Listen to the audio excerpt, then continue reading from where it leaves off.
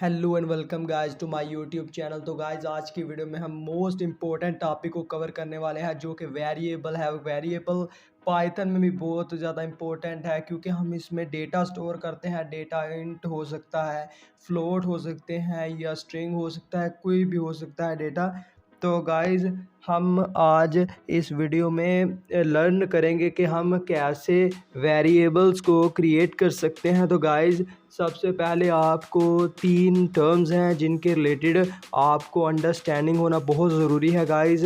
मैं आपको इन तीन टर्म्स के रिलेटेड अभी बताने वाला हूं। तो गाइस आपको इन तीनों टर्म्स को नोट कर लेना है गाइस। तो गाइस जैसे कि नंबर्स होते हैं, जैसे कि 1 2 3 4 5 etcetera up to so on. तो गाइस ये जो नंबर्स है ना, इन्हें पाइथन में क्या बोलते हैं? इन्हें पाइथन में बोलते हैं int data types. So guys इनमें हम डेटा स्टोर करते हैं। फॉर एग्जांपल एज स्टोर करनी हो, आपकी एज कितनी है वो हम इंट में स्टोर करते हैं।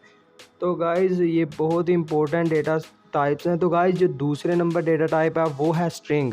तो गाइस हम स्ट्रिंग में क्या स्टोर करते हैं? स्ट्रिंग में हम स्टोर करते हैं कोई भी इंफॉर्मेशन जिसका नेम हो। जैसे कि फॉर एग्जांपल हम आपका नेम स्टोर कर सकते हैं, आपका जेंडर स्टोर कर सकते हैं, आपका ब्लड ग्रुप स्टोर कर सकते हैं। कोई भी ऐसी इंफॉर्मेशन जो कि हम स्ट्रिंग में स्टोर कर सकते हैं ना, वही हम स्ट्रिंग में स्टोर करेंगे। तो गाइज जिसका फॉर एग्जांपल नेम होगा वही हम स्ट्रिंग में स्टोर करेंगे। तो जो थर्ड है वो है फ्लोट्स। तो गाइज फ्लोट्स भी बेसिकली इंट से मिलता जुलता डेटा टाइप है। इसमें क्या होता है बेसिकली कि जैसे फॉर एग्जांपल इंट में होगा 1 तो इधर होगा 1.0, तो इंट में होगा 2 तो फ्लोट में होगा वो 2.0। तो फॉर एग्जांपल हम इंट में कहने का ये मतलब है कि हम फ्लोट में 0.0 यूज़ करते हैं। बस बेसिकली कहने का ये मतलब है, हम इसमें बस 0.0 यूज़ करते हैं। तो गाइज़ हम नेक्स्ट बढ़ते हैं। अब हम कुछ रूल्स हैं गाइज़, अगर आपको उन रूल्स का नहीं पता तो आप एरर आ सकता है आपके कोड में। तो गाइज़ आपको इन रूल्स की अंडरस्टैंडिंग होना बहुत ही ज़्यादा ज़रूरी है। तो गाइज़ हम फर्स्ट रूल को डिस्कस करते हैं।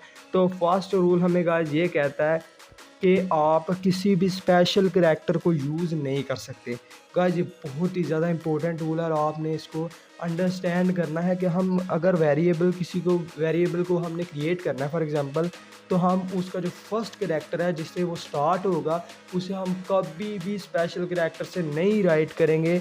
तो गाइस स्पेशल करैक्टर कौन से होते हैं आप यही सोच रहे होंगे। तो स्पेशल करैक्टर गाइस अगर आप अपने कीबोर्ड की तरफ देखेंगे तो जो टॉप लेयर होती है F11 F12 उसके ऊपर जो सिंबल्स बने होते हैं, जैसे कि हैश हो गया, एम्बरसेंट हो गया, उसके बाद परसेंटेज हो गया, डॉलर हो गया, ऐसे जो सिंबल्स होते हैं उन्हें हम स्पेशल करैक्टर बोलते हैं।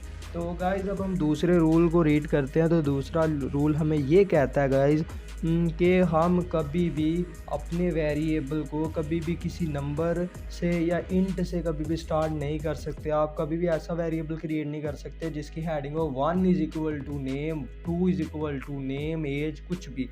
गाइस कहने का ये मतलब है कि हम हमेशा लेटर से ही स्टार्ट करेंगे, कभी भी नंबर या इंट से हम अपने वेरिएबल को कभी स्टार्ट कर ही नहीं सकते। तो गाइस जो थर्ड रूल है, जो हमें थर्ड रूल बताता है वो कहता है कि हम लोअर केस से भी अपने वेरिएबल को स्टार्ट कर सकते हैं। फॉर एग्जांपल हम लोअर केस फर्स्ट जो करैक्टर है उसे लोअर केस रखेंगे, उसके बाद हम लिख सकते हैं name lower case name, lower case A, lower case gender, कुछ भी लोअर केस है। फॉर एग्जांपल कहने का ये मतलब है, आप बेसिकली समझिए कि लोअर केस से स्टार्ट होगा, बस कहने का इतना सा मतलब है। बस स्टार्ट लोअर केस से होना चाहिए, किसी इन से स्टार्ट नहीं होना चाहिए, किसी स्पेशल कैरेक्टर से स्टार्ट नहीं होना चाहिए। अब गाइस हम देखते हैं फोर्थ रूल को। तो गाइस फोर्थ रूल क्या कहता है? फोर्थ रूल ये कहता है कि हम अगर किसी भी वेरिएबल को क्रिएट करना चाहते हैं तो हम उसको हमेशा लेटर से ही क्रिएट करेंगे या लोअर केस से ही स्टार्ट करेंगे। इससे हम इसके अलावा हम किसी से स्टार्ट नहीं कर सकते, हम इंट से स्टार्ट नहीं कर सकते, स्पेशल कैरेक्टर से स्टार्ट नहीं कर सकते। तो हम एक फॉर एग्जांपल एक वेरिएबल क्रिएट कर लेते हैं लास्ट में ए। अब आपको पता है एक लेटर है, तो ए से हमने स्टार्ट किया है, इक्वल आपने ज़रूर लगाना है। ये सिंटैक्स है, आप इस सिंटैक्स को रीड कर लीजिए, इसे बार बार राइट करिए। अगर आपने कोई नेम लिखना है तो आपने उसे स्ट्रिंग में लिखना है, डबल कोट्स में लिखना है या सिंगल कोट में लिखना है, इसे ही स्ट्रिंग बोलते हैं। तो गाइज मैंने फॉर एग्जांपल अपना नेम लिखा था नुमान मिर्ज़ा, फिर मैंने उस ए को प्रिंट करवाया, ए वेरिएबल को प्रिंट कराया। तो उस वेरिएबल के अंदर जो डेटा टाइप था वो स्ट्रिंग था, जो था नुमान मिर्ज़ा, तो वो प्रिंट हो चुका है। तो गाइज़ आप कुछ भी रख सकते हैं, कुछ भी बस होना चाहिए वो, या तो वो लोअर केस से स्टार्ट होना चाहिए, वो लेटर में होना चाहिए बस। और बस और कोई रिक्वायरमेंट नहीं है। देख सकते हैं आप कि अब मैंने नेम रख के भी ऐसे कर लिया गाइस। बेसिकली कहने का मतलब वो स्टार्ट बस नेम से होना चाहिए, यानी कि फॉर एग्जांपल लेटर से स्टार्ट होना चाहिए बस। आप जो थर्ड रूल है उसे देखते हैं कि हम लोअर केस से फॉर एग्जांपल वेरिएबल क्रिएट करके मैं बताता हूँ आपको। फर्स्ट ऑफ ऑल जो मैं करूँगा ना वो लोअर केस नेम, तो अब आप इसके आगे इक्वल लगाइए। इक्वल वेरिएबल के लिए मोस्ट इंपॉर्टेंट, अगर आप इक्वल नहीं लगाएंगे तो वेरिएबल क्रिएट नहीं होगा, और अगर आप डबल इक्वल लगाएंगे फिर भी वेरिएबल क्रिएट नहीं होगा। तो guys for example name is equal to Hashir Jalal for example लिख लेता हूँ। तो अब मैं इसको प्रिंट जब करूँगा, तो मैंने उसे प्रिंट जब करूँगा तो आप प्रिंट में देख सकते हैं कि हाशिर जराल प्रिंट हुआ है, क्योंकि मैंने प्रिंट ही हाशिर जराल को किया। वेरिएबल में स्टोर ही क्या था, हाशिर जराल ही तो स्टोर था, तो वही तो प्रिंट करवाना था फिर, तो वही प्रिंट हुआ हाशिर जराल। तो इसके बाद आप देख सकते हैं, आप इंट को आगे यूज़ कर सकते हैं, पीछे यूज़ नहीं कर सकते, शुरू में यूज़ नहीं कर सकते, स्टार्टिंग में यूज़ नहीं कर सकते, आगे यूज़ कर सकते हैं। तो आप देख सकते हैं name one is equal to for example मैं यहाँ पे हाशिर जराल को रिमूव करके हारिस जराल लिख लेता हूँ। हारिस जराल को अब मैं इसके बाद रन करूँगा तो देख सकते हैं हारिस जराल आ चुका है।